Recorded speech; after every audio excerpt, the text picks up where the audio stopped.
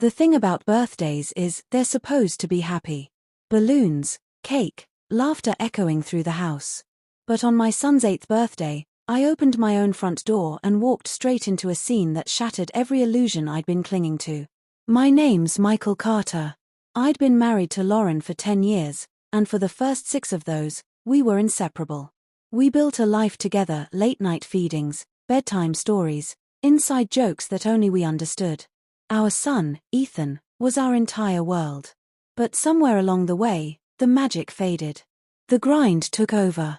Bills piled up, the laundry never ended, countertops stayed sticky no matter how many times we wiped them. And Lauren started firing off little digs, money's tight, why can't you land a real job? Then, when I finally did land a better paying position, she switched the script. Now I was never home, Ethan missed me, the house felt empty without me.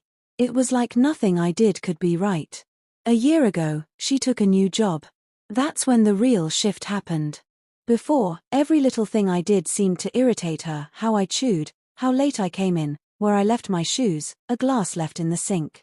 Then suddenly, those nitpicks vanished. Not because she'd grown sweeter, more like she'd stopped noticing me at all. Our intimacy dwindled to something mechanical, like she was just checking it off a chore list. Then came the makeover, new haircut, bleached blonde, bold makeup, late nights at work, and surprise business trips. At first, the lies were small. Then they got bigger. She told me once she was staying with her mom because her mom was sick. I showed up the next morning with flowers and fruit, only to find her mom perfectly healthy and saying she hadn't seen Lauren in weeks. Another time, she said she was out with her best friend, Lisa. That same night, I ran into Lisa at the grocery store. She hadn't seen Lauren either. One night after Lauren had fallen asleep, I went through her phone. The WhatsApp messages said everything. Miss you. Miss you too. When can we meet? Not sure. I think my husband's catching on. My stomach turned. I confronted her the next morning. She denied it at first, then finally admitted she was seeing someone else. She said she didn't know if she loved him, but he made her feel alive in a way I apparently didn't anymore. She told me I was a great dad, a reliable husband, but that the fire was gone. When I suggested working through it, she told me things could never be the same, at least not right now. She wanted space, to live apart for a while. But not her, me. She insisted I should be the one to move out, and even said I shouldn't see Ethan for a while so she could tell him I was away on a long business trip. Against every instinct screaming at me, I agreed. I rented a room across town, sent money every month, and lived off ramen and gas station coffee. 3 months passed without a word from her. I texted, I called, she rarely replied. And when she did, it was cold. Then Ethan's birthday came. I couldn't take it anymore. I bought him a gift and showed up unannounced. His face lit up, and he ran into my arms crying, but then I saw it. Another man's suitcase in the hallway. His shoes by the door.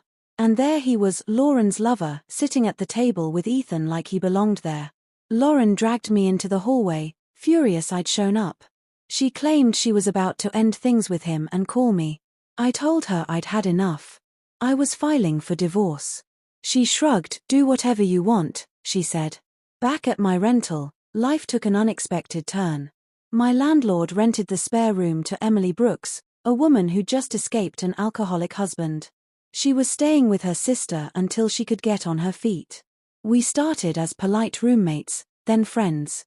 There was no whirlwind romance, just a quiet comfort I hadn't felt in years.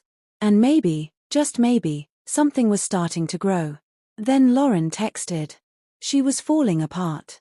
Said she couldn't do this anymore.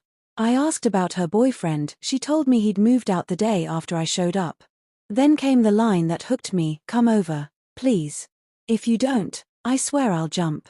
She lived on the 7th floor. I didn't hesitate. When I arrived, Ethan was at school. The apartment was trashed, clothes on the floor, empty wine bottles, a smell that made my chest tighten. Lauren looked broken. Pale, mascara smeared, hair a mess, wearing a silk robe and nothing else. She said this was still my home too, begged me not to leave her alone. Part of me wanted to turn around and walk out, but the thought of Ethan finding her like this kept me there. I told her to get dressed before he came home. She sobbed, called herself every name in the book. I realized in that moment I'd prayed for her to come back to me, but now that she was begging, I felt nothing. The fire, she said, was gone for her. It was gone for me too. When Ethan came home, he asked if my business trip was over. I told him it was up to my boss. A week passed. Lauren stayed in her robes, suddenly sweet, trying to pull me into bed. I told her I needed space. My feelings were buried too deep to reach. I still don't know if she was genuinely sorry or just afraid of being alone. I still don't know why Brandon left so suddenly.